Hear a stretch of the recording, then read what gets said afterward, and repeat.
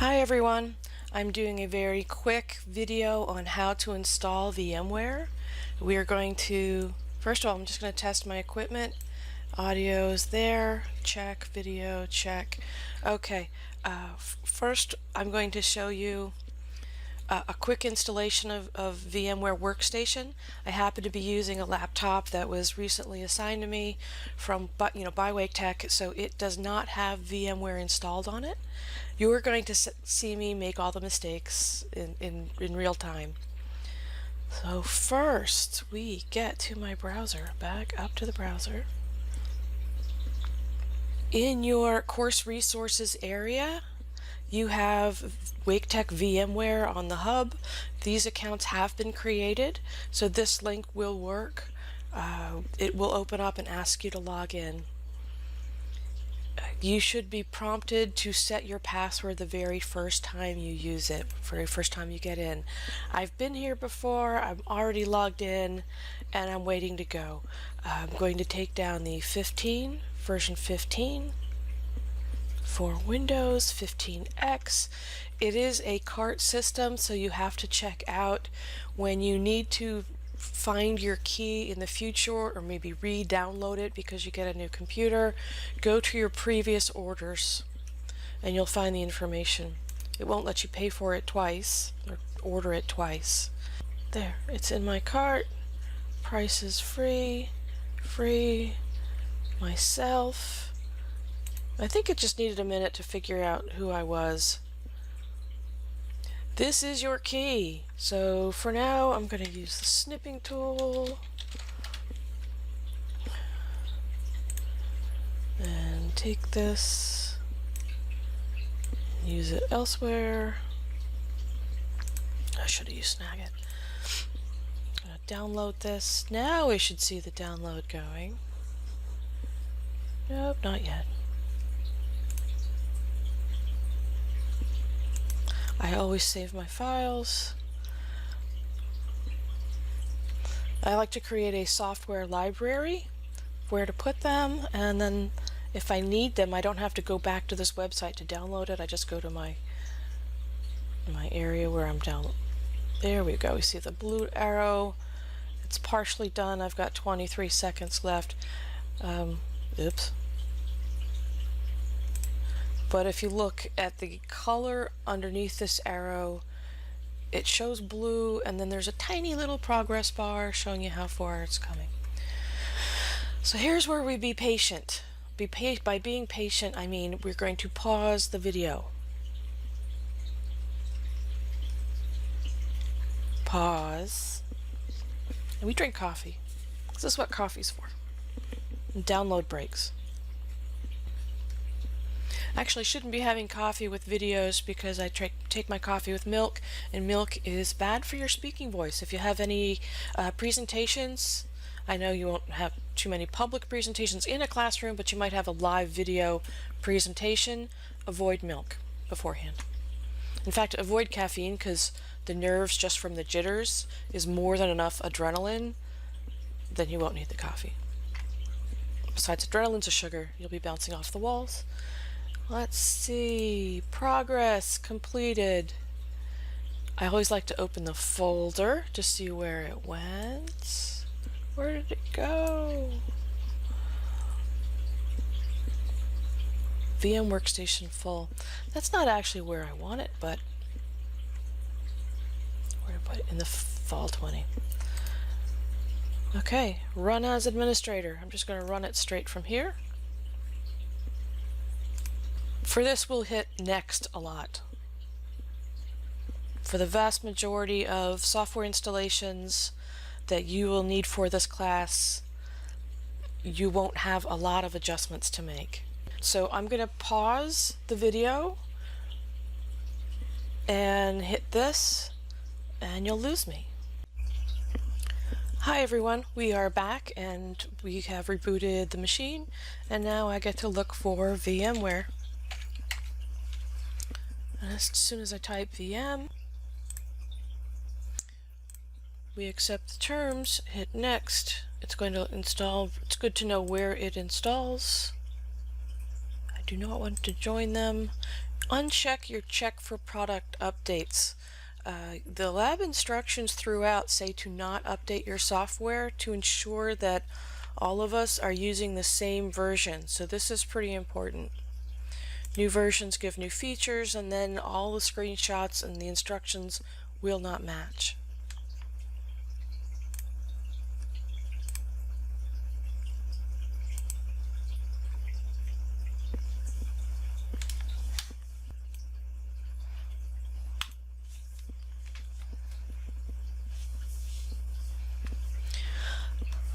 All right, if you did this last week, you should have selected the try for 15 days, and now you're ready to go back into the properties and put in the license key. You do not have to uninstall this and reinstall this to get to this prompt.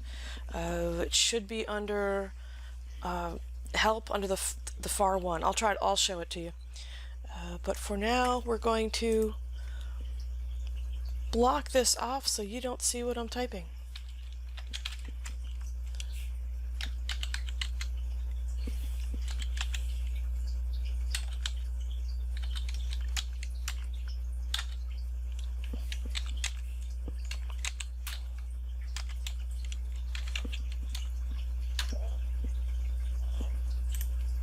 Excuse me. We're moving on. This is showing something up and running. You can create a VM with nothing on it. You can say, I'll put an operating system later.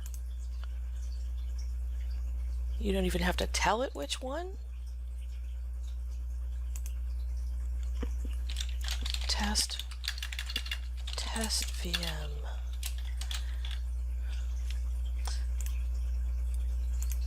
Hit next, next, next, finish. And all of a sudden you have a VM. There's nothing on it, but you have one. So rather than power it on, because that really won't work, all you're doing here, you don't even have to have a VM to show that VMware Workstation or VMware Fusion is installed. Okay, so under help about one of your sets of instructions before when they were out of sync said help about, and the reason is to make sure it's 15.5. They want to make sure that this build is the same for everyone, so do not update this. Do not update your build. If you've updated it and it's 15.7, you may need to uninstall, reinstall, and then be careful to uncheck the box that says check for updates on launch. Don't do the software updates. And that's about it. That's it for proving that you have installed VMware Workstation.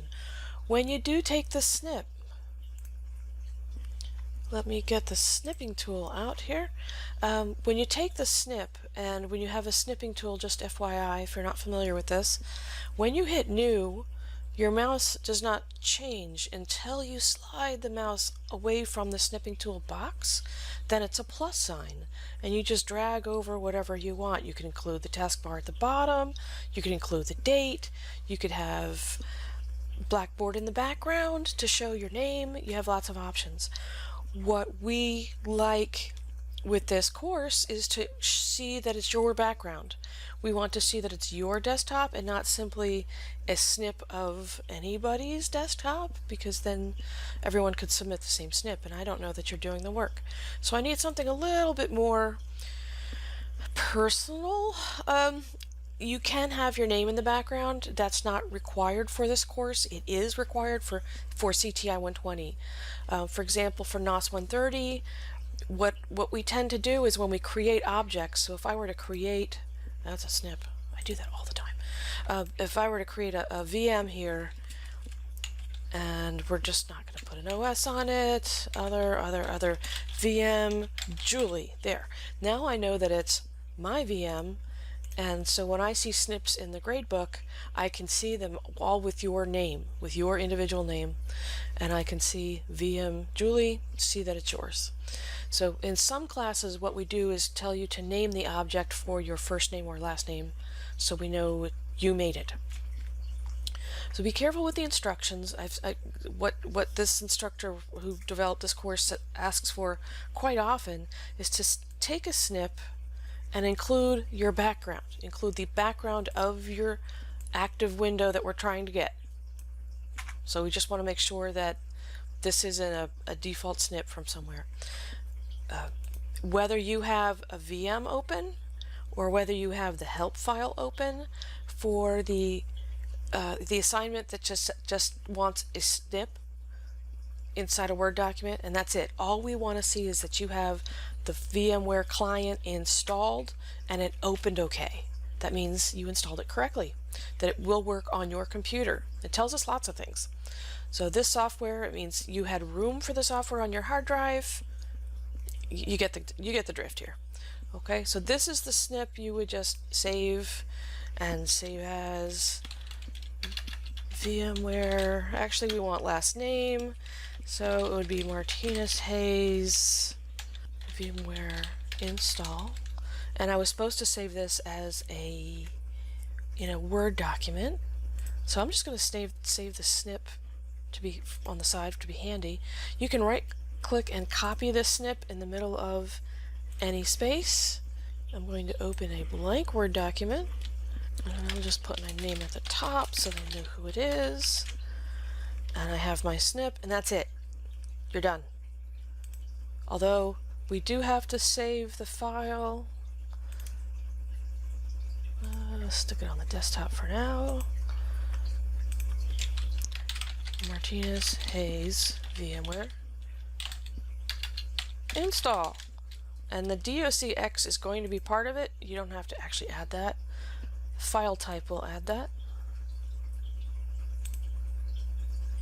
and it's done. That's the file you would upload. That Word document is what you upload for the grade for that assignment. It's very quick.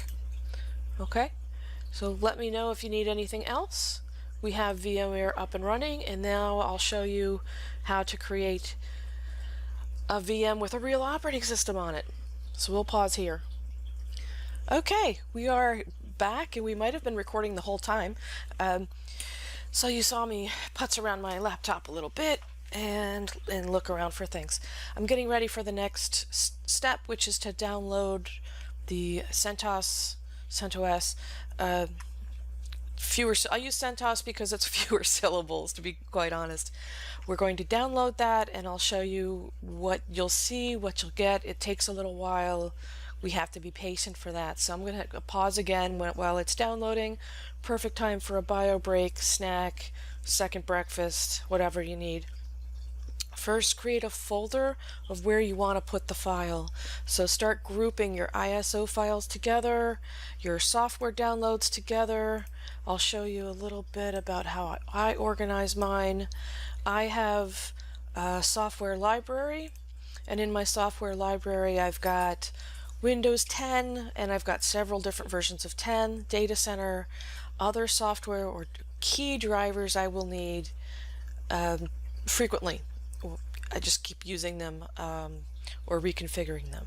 So we create a folder for this, and if you've got multiple, you can put multiples of it in there. Usually you get used to the idea of figuring out version. It's 64-bit. You can usually read the file name, but we have a place to dump the file when it prompts us to do so. And because it's a download link, depending on how you have your downloads configured, it may go straight to your downloads folder, or you may have your all downloads pointed to a subfolder of the downloads folder. Either way, it's up to you and how you've configured your computer to handle downloads. Where do you want to put them? So the first place is to check, if you're not sure where it went, is the downloads folder. The second thing to do is search for all files ending with .iso. And you'll find out where it was. Okay, so here we go. In week 3, lesson 3, you'll find the CentOS download, image download sites. I provided 2 links. The first link was way too slow. There are a lot of mirror sites meaning we've got the exact same files and we're offering them so you can download them. They're scattered across the country. They're often on large file servers provided by universities. So we have one, but it's slow. So even though I put this link first, Don't use it. Check out the one at UC at Irvine first. UCI, University of California at Irvine, has a mirror server just to distribute software, and you should get the file. Now, if you look back here at the instructions, go to 7.6.1810. We want 1810, and then we have to go into an ISOs folder and then another subfolder. This is what I'm going to do. I'm going to strip out this to be a separate tab, and we're going to make this window snap to left side and have our CentOS folder. There. Split screen. Here we go. So first, 7.6.1810. Realize that everything you're looking at on this side are all versions of CentOS. 1810. There we go. And then it says ISOs folder right here. And easy enough, ISOs. There's only one thing in it. Confirm it's the right one. And you want a file ending in ISO. There aren't that many. This is the DVD. It says DVD, and it's got other options that end in ISO. So we're just going to double check. Yep, we want the DVD. Straight off the DVD. We click it. Actually, it popped up on my other window. Where do you want to put it? And I'm going to, actually, we are going to save the file. I want to tell it where to save. I've actually configured my downloads to go straight to the download folder. So it's downloading. You can see this green progress bar. I can see that I have 5 minutes left. That's really good. Okay, that's compared, if you did this in the evening when everybody's home and online and streaming, this would be much slower. So this is actually a good time of the day. It happens to be 11 a.m. that I'm downloading this. That's the fastest time I've seen anywhere. All right, I'll pause the video and we'll just wait for this to download. Okay, we are back and the file is done downloading. This is something that I do simply because I'm a little fussy about where these things go. I have all my files set to go into downloads and then into a fall 20 folder. I'm going to move this. So there are a couple of ways to move it. I can send it to, or I can, under share, you can say move to, and I'm going to move to, say choose location, under documents, software library, boom. And then under here, we can make a folder called CentOS ISO.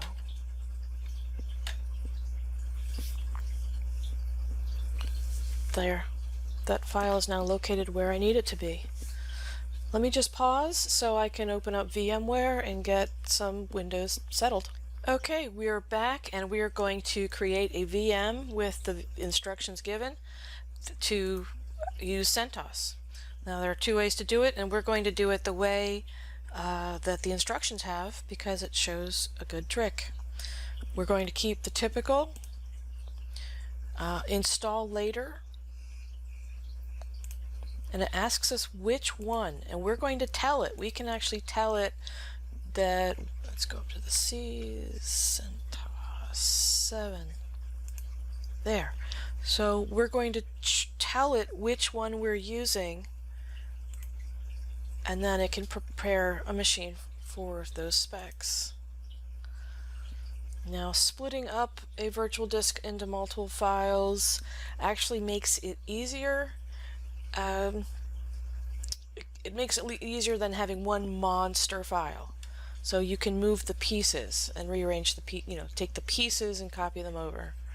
And that is the default, and that is preferred with these instructions. And that's it. So we've got an OS. There's nothing on here. So we have to tell it where to get the operating system. We're going to edit the settings. and we choose the DVD drive, and we're pointing it to a file. This is the virtual way of putting a disk in the DVD drive. See, if I do the download box, boom. It just needs to know which file, what file is in my DVD drive when I power on. Hi, we're back. We've got our VM configured. We can edit the virtual settings to show that the DVD drive is going to a file. There, full file, the CentOS ISO, and we power it on and watch it boot. Your instructions say to just wait for the automatic boot, and it will do its own installation pre-check. You may see errors as it goes through the pre-check and looks for different file sources, like it might be checking for a floppy. It will check for a floppy and then fail. So there are various checks it will run on the system. So we're just going to pause here. It will eventually get to something of a GUI window. It looks a little bit GUI-like, although it's not a Windows GUI or a Mac GUI. It's distinct. But until it gets to that point, it's running in command line, which is what it should be.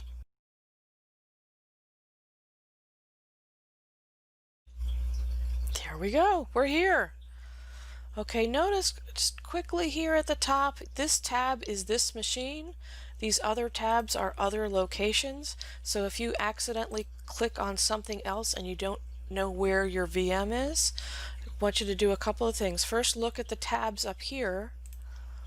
And even if you accidentally close this tab, you can get back to it by clicking here. This tiny green triangle basically means it's running. You don't want to just cut it right off and close it.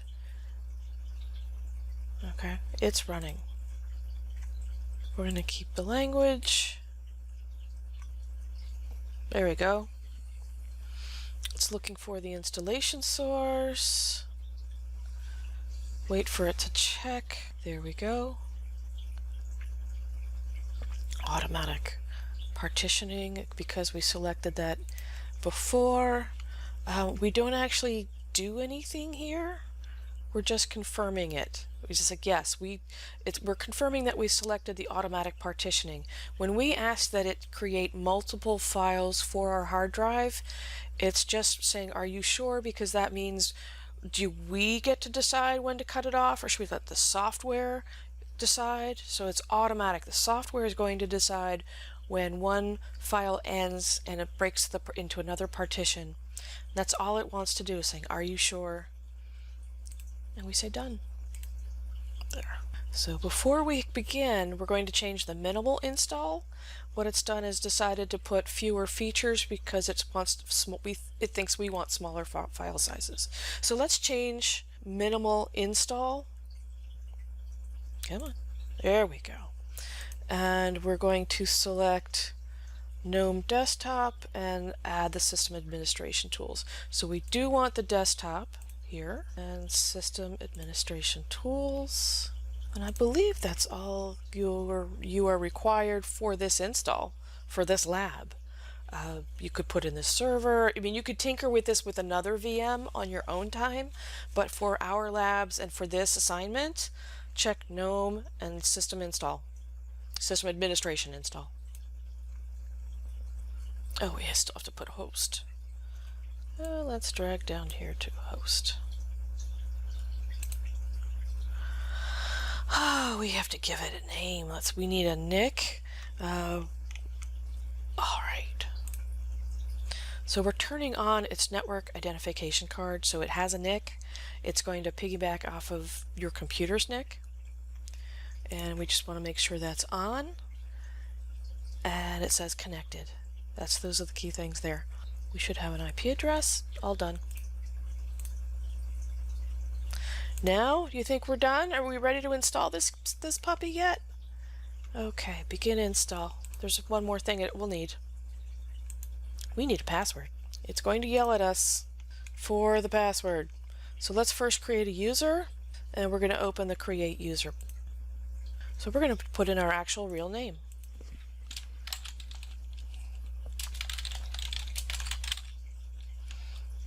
For the username, make it your key account. Easier to remember. No spaces. Make yourself an administrator on this computer and use a decent password, please.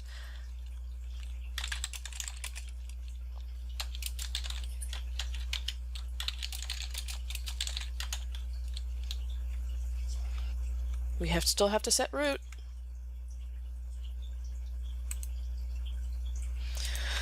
Now your lab says to keep it simple. There is a change in philosophy here because we want to keep it simple so you don't lock yourself out of your lab. I can't stand using the word password mangled up with characters to be a password for a lab. I know that the Windows labs and MOAC and some other lab environments do that. I will let you choose this password as long as you remember it. It is up to you to remember it, and if you have to reinstall CentOS, well, it didn't take all that long. So we are going to put in, hold on, we're going to put in, let me get my mouse back. There we go. Yeah. Something of a password. It's happy. And now it will go on installing. Still installing. It will prompt you for a reboot, so just be prepared. You're not rebooting your computer, you're rebooting the VM inside of VMware. Okay, so now that you're working with a hypervisor, you're dealing with operating system configuration that is not relevant to your laptop. Okay? You reboot CentOS, you reboot the Mac, you reboot Windows 10 or Windows XP, whatever operating system you're working with, it's on the layer of the hypervisor, so you won't have to reboot your own computer.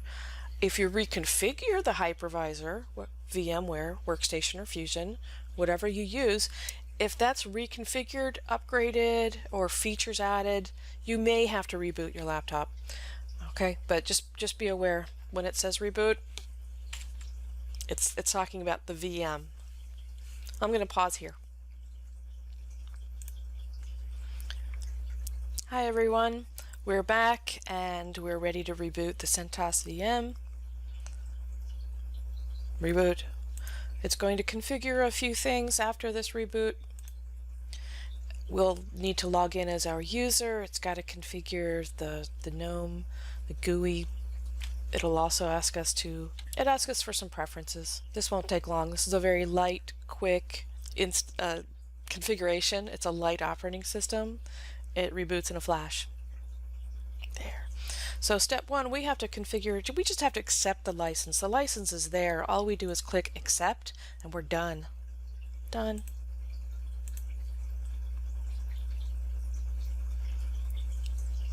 And that's the config.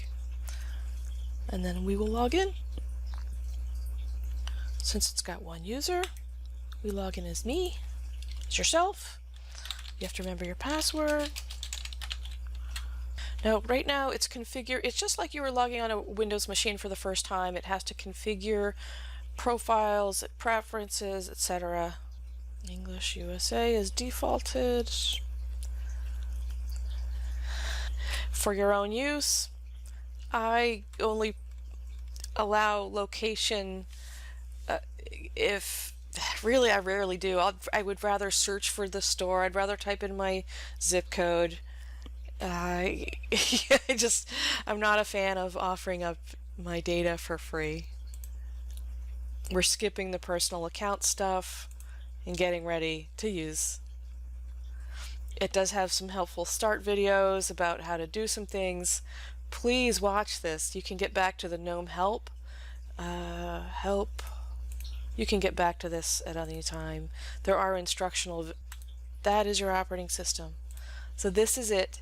You've got some favorite files and things you use a lot, some basic accessories. This is the one thing it would come in handy to have your location found is the weather, so that if you were working and all of a sudden there's a tornado warning, you might hear about it. Your office, we don't have a whole lot of software installed here, just some basic things that come with the operating system in a very basic way. Okay. So because I have my screen maximized, I have to minimize it a little bit because our snip requires our own background screen. Okay? File, new snip, taking the whole thing. There. We need to see the background screen. I know, but it's part of making sure everyone does their own work. Okay, the outside of your assignment says to save this snip in a Word document. The Word document itself doesn't say what to name it, so we're going to create a brand new Word document. Put your name first, just for me. After a while I get used to what's on your laptop and what's in the background. And what do we save this file as? Last name, chapter 3, Martinez Hayes, chapter 3, CentOS lab. There we go. So that took a little bit longer than some of your other labs so far, but you didn't have to do much. This is an easy lab.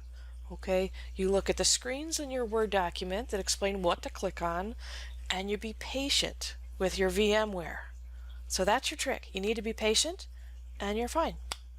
Let me know if you have any questions.